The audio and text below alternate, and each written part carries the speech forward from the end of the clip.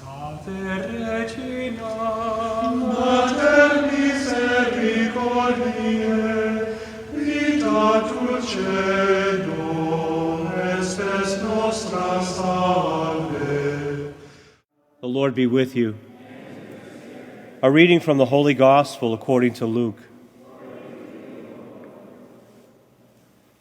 Jesus went up to the mountain to pray, and he spent the night in prayer to God. When day came, he called his disciples to himself, and from those he chose 12, whom he would also name apostles: Simon, who he named Peter, and his brother Andrew, James, John, Philip, Bartholomew, Matthew, Thomas, James the son of Alphaeus, Simon who was called the Zealot, and Judas the son of James, and Judas Iscariot, who became a traitor. The Gospel of the Lord. Can you imagine that Jesus spent the whole night in prayer to choose the 12 apostles? There was so much intent with this. And yet, isn't this how he is with all of us? If you ever take the Ignatius exercises, in one of the exercises you contemplate your own creation, that God, how God created you. And it's not uncommon to sit and consider a dialogue between the three persons of the Trinity in your creation. Or even have the Blessed Mother involved, or imagining the assignment of a very particular angel to take care of you for the rest of your life and into eternity. God doesn't create us haphazardly, but there is great consideration in who we are and what we will be in his kingdom as citizens of heaven. In the reading of the Ephesians, there's a beautiful analogy here for us. As in we're in the fall right now, so maybe some of us have noticing foliage. One of the things that I notice with the foliage is sometimes you go by like a farm area, and there are beautiful stone walls, field stone walls.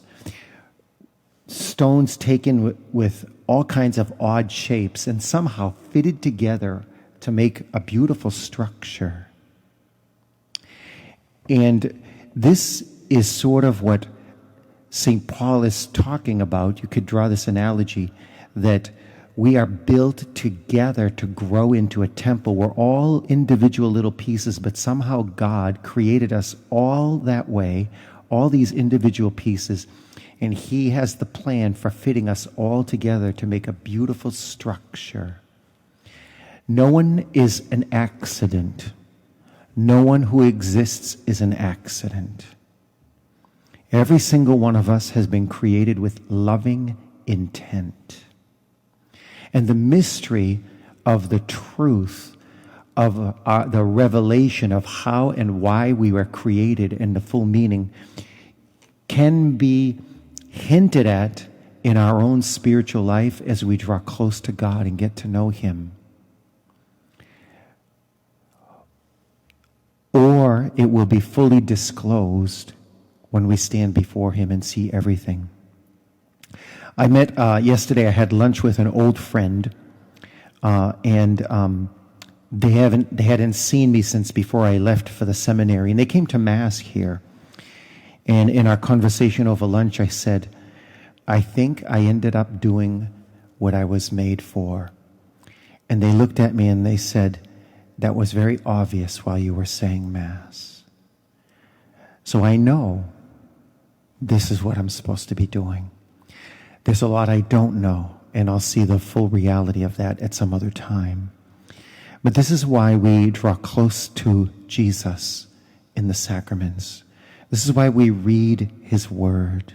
This is why we pray, to come to more of a deep discovery of God's profound love for us in creating us individually for who we are and the way we fit as a beautiful structure of a great temple that has been being built since the beginning of time, with us as a keystone in there, in a place in the wall that was made just for us, so that we could contribute to that beautiful building and temple, that mystical place where we are called to all be.